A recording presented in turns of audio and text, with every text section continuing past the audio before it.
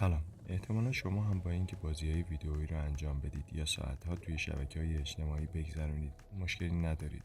اما چطور میشه که اگر بخوایم نیم ساعت مطالعه کنیم به نظر خیلی سخت میاد، یا اگر بخوایم روی یک کسب و کار جانبی کار کنیم اون هم به نظر خیلی سخت و سهمگین میاد. حتی با اینکه مغزمون به صورت منطقی میدونه در بلند مدت میتونه خیلی به نفعمون باشه، باز هم ترجیح میدیم توی شبکه‌های اجتماعی پرسه بزنیم. به نظر میرسه برخی از افراد مشکلی با مطالعه، ورزش یا کار رو پروژه هایی که میتونه در آینده بسیار درآمدزا باشه ندارن. آیا راهی وجود داره که ما هم بتونیم این انگیزه رو تو خودمون ایجاد و تقویت کنیم؟ برای پاسخ به این سوال باید به سراغ یک انتقال دهنده عصبی به نام دوپامین بریم. دوپامین به اسم مولکول لذت هم شناخته میشه. اگر مطمئن نیستید که دوپامین چقدر میتونه قدرتمند باشه، بیایید تا آزمایشی که دانشمندان روی موش‌ها انجام دادن رو براتون توضیح بدم. محققان الکترودهایی توی مغز موش‌ها کاشتن و هر موقع که یک اهرم رو میکشیدن، سیستم پاداش تو مغزشون تحریک میشد. موش‌ها اشتیاق قوی‌تری پیدا میکردند و بارها و بارها اهرم رو میکشیدند. اونها فقط میخواستند اهرم رو فشار بدن تا از خستگی بیفتن. محققان آزادسازی دوپامین رو معکوس کردند. موش‌ها تمام اراده خودشون رو برای زندگی از دست داده بودند. میشه اثرات مشابه دوپامین رو در زندگی انسان‌ها به صورت روزمره هم دید. دوپامین باعث میشه تا مغز ما اولویت‌هاش رو بر اساس میزان دوپامینی که دریافت میکنه و انتظار داره ترتیب بده. حالا سوال اینجاست که کدوم رفتارها دوپامین زیادی آزاد میکنند؟ هر فعالیتی که از نتیجه اون انتظار پاداش داشته باشیم دوپامین آزاد میکنه. مثلا قبل از خوردن غذاهای فست فودی مغز دوپامین آزاد میکنه، حتی اگر واقعا اون غذا حال شما رو بد کنه، چون انتظار دارین که نتیجه اون خوشحالی ایجاد کنه توی مغز دوپامین آزاد میشه. مغز حتی اهمیتی نمیده که فعالیت با دوپامین بالا به ما آسیب میرسونه یا خیر، فقط میخواد بیشتر از اون داشته باشه. مثال خیلی معمولش آدم‌های معتاد به مواد مخدر هستند که میدونن که کاری که انجام میدن براشون خوب نیست، اما فقط میخوان دوپامین بیشتری آزاد بشه. کوکائین و هروئین مقادیر بسیار بالا و غیر طبیعی دوپامین رو آزاد میکنن که به نوبه خودشون شما رو بیشتر به سمت اونها میکشونه. البته به خاطر داشته باشید که تقریبا همه چیز دوپامین آزاد میکنه، حتی نوشیدن آب. اما بالاترین میزان آزادسازی دوپامین وقتی اتفاق میفته که به طور تصادفی پاداش بگیریم. مثلا دستگاه‌های کازینو، حتی اگر همیشه پول از دست داده باشین، در نهایت انتظار دارین که یک پاداش بزرگ بگیرید. فقط نمیدونید که چه زمانی اتفاق میفته. امروزه در دنیای دیجیتال و شبکه‌های اجتماعی مغز ما با میزان بسیار بالا و غیر طبیعی دوپامین پر میشه. ما انتظار داریم که با هر یک از این رفتارها نوعی پاداش به دست بیاریم. به همین دلیله که دائما گوشی‌هامون رو چک می‌کنیم. ما انتظار داریم که یک پیام متنی و یا یک نوتیفیکیشن دیگه ببینیم و میدونیم که در نهایت اون رو دریافت می‌کنیم. برخی از مثال‌های فعالیت‌های با دوپامین بالا شامل گشتن تو شبکه‌های اجتماعی، انجام بازی‌های ویدئویی و موبایلی، تماشای صفحات اینترنتی و چیزهای شبیه به این هستند. ما مثل اون موش‌ها شدیم که اهرم رو میکشند و سعی میکنند که یک مقدار دوپامین جدید بگیرن. ممکنه بگید خب که چی؟ این که اصلا به من آسیب نمیزنه. اما اشتباه میکنید. بدن ما دوست داره که شرایط فیزیکی و شیمیایی داخلیش رو تو سطح متعادلی نگه داره. هرگاه که عدم تعادلی رخ بده، سعی میکنه تا با اون سازگار بشه و به حالت تعادل برگرده. مثلا وقتی بیرون هوا سرده، دمای بدن کاهش پیدا میکنه، در نتیجه شروع به لرزیدن میکنیم تا گرما تولید کنیم و بدنمون رو گرم کنیم. و برعکس، وقتی که هوا گرمه، دمای بدن شروع به بالا رفتن میکنه تا ما عرق کنیم و مقداری از این گرما رو از دست بدیم. در اصل بدن ما دنبال حفظ دمای تعادل، یعنی حدود 37 درجه است، بدون توجه به شرایط محیطی.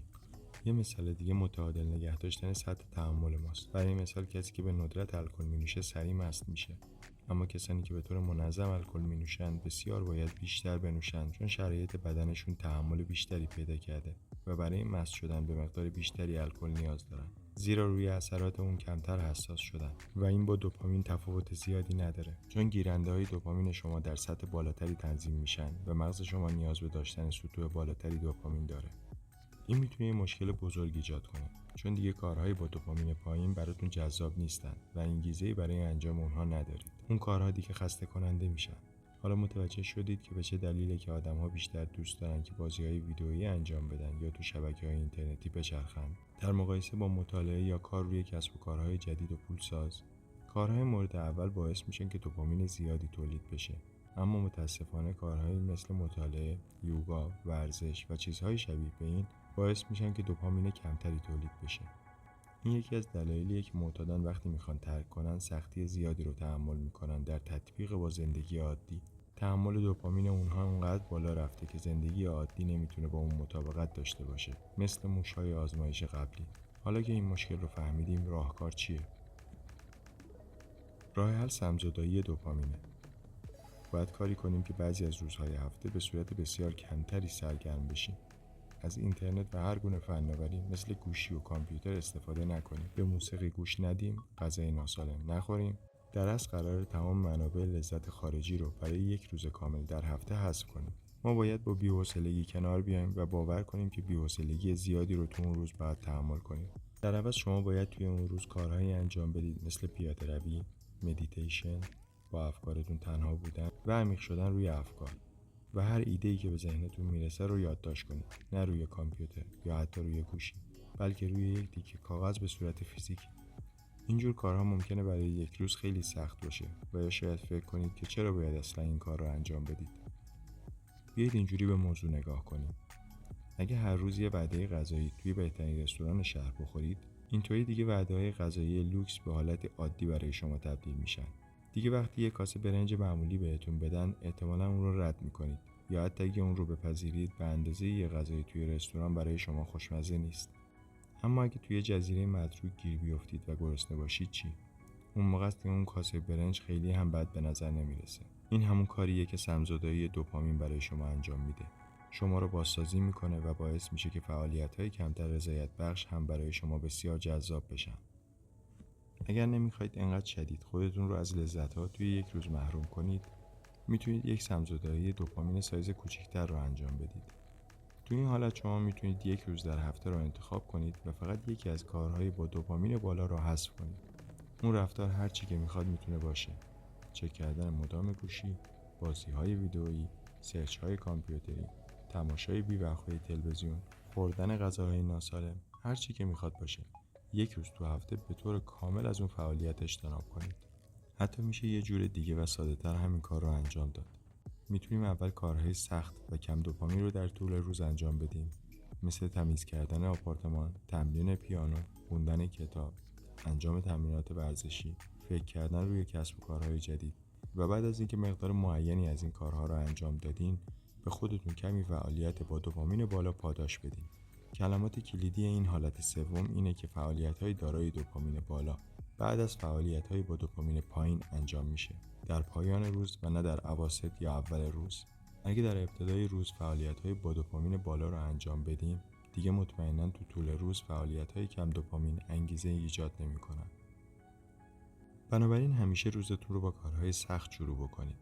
بعدش به خودتون با فعالیت‌های با دوپامین بالا جایزه بدید. برای مثال میتونید هر ساعت کار کامل کم دوپامین رو با 15 دقیقه کار با دوپامین بالا جایزه بدید. و این به این معناست که برای 8 ساعت کار کم دوپامین به خودتون 2 ساعت فعالیت‌های با دوپامین بالا جایزه بدید. اون هم در آخر روز. البته که شما میتونید بر حسب انگیزه و نوع زندگیتون این نسبت‌ها رو جابجا کنید. اما بالاخره باید مطمئن بشید که چیزهایی که به سلامتی شما صدمه میزنه و با اونها معتاد هستید رو انجام ندید یا میزان انجام اون رو خیلی کاهش بدید. اگر مغز شما همیشه دوپامین زیادی دریافت کنه، هیچ وقت نمیتونه به اندازه کافی هیجان زده بشه و روی چیزهایی کار کنه که دوپامین زیادی آزاد نمیکنن. به همین دلیله که باید کار کردن روی گوشی و کامپیوتر رو محدود کنید. من به شما قول میدم که این قطعاً ارزشش رو داره. اگر مشکلات انگیزشی دارید، سم‌زدایی دوپامین رو هر چه زودتر شروع کنید و خودتون رو از مقادیر غیر طبیعی دوپامین جدا کنید یا حداقل کمتر در معرض اون قرار بگیرید. تنها در این صورته که میتونید فعالیت‌های روزمره رو دوباره برای خودتون هیجان انگیز کنید و اونها رو برای مدت طولانی انجام بدید. ما همه به نوعی معتاد دوپامین هستیم و این چیز خیلی بدی هم نیست، چون دوپامین به ما انگیزه میده برای رسیدن به اهدافمون و بهبود خودمون. اما این به شما بستگی داره که دوپامین مورد نیازتون رو از کجا تامین کنید: از کار کردن روی اهداف بلند مدت یا کار کردن روی موبایل و بازی‌های ویدئویی. اگر از این ویدیو لذت بردید، قدردانتون میشم که دکمه لایک رو بزنید تا کانال رو به آدم‌های بیشتری نشون بده و افراد بیشتری که میخوان زندگی خودشون رو بهتر کنن به این محتوا دسترسی داشته باشن. مثل همیشه ممنون که تماشا کردید و امیدوارم که این ویدیو کمک کنه تا زندگی بهتری داشته باشید. من در انتها چند مقاله علمی که این مطالعات رو پشتیبانی میکنه رو براتون گذاشتم که اگر خواستید اونها رو مطالعه کنید. موفق باشید، کانال رو سابسکرایب کنید و خداحافظ.